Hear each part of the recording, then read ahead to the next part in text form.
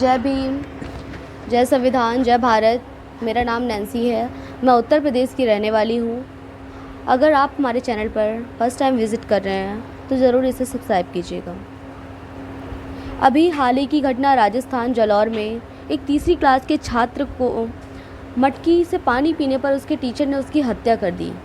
इस मामले को लेकर लोगों के दिलों में जो आक्रोश था वो अभी शांत नहीं हुआ था। और राजस्थान की दूसरी घटना, राजस्थान के जयपुर में ग्रामीण क्षेत्र के दबंगों ने महिला के ऊपर पेट्रोल डालकर उसे जला दिया।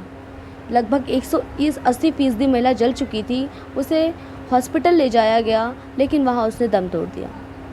इससे पता लगाया जा सकता है कि जातिवाद कितनी चरम सीमा पर है। हमारे देश में बहुजन समाज पर सदियों से अत्याचार होते आ रहा है, जिसका दोष हम दूसरों को देते हैं।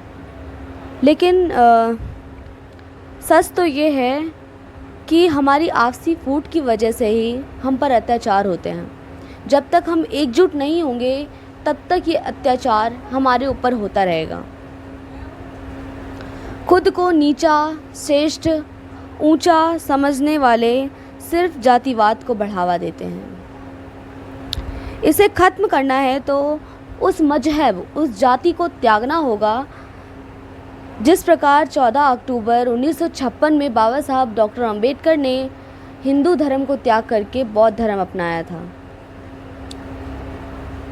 क्योंकि जिस धर्म में जातिवाद होता है, हमें गुलाम बनाया जाता है, जिस धर्म में हमारी कोई वैल्यू नहीं होती है, उस धर्म में रहने का हमारा कोई फ़ायदा नहीं है।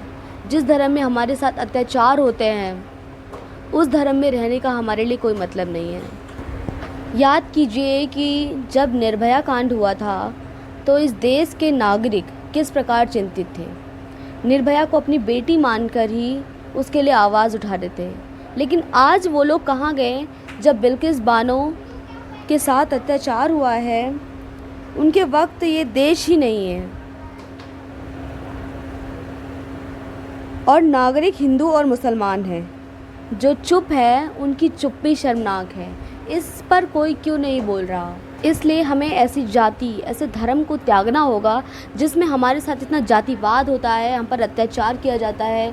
कभी किसी को मूंछ रखने पर उसकी हत्या कर दी जाती है, कभी किसी को पानी पीने पर उसकी हत्या कर दी जाती है, दलितों को घोड़ी नहीं चढ़ने दिया जाता है। ऐसे धर्म को, ऐसी जाति को त्यागना ही बेहतर होगा।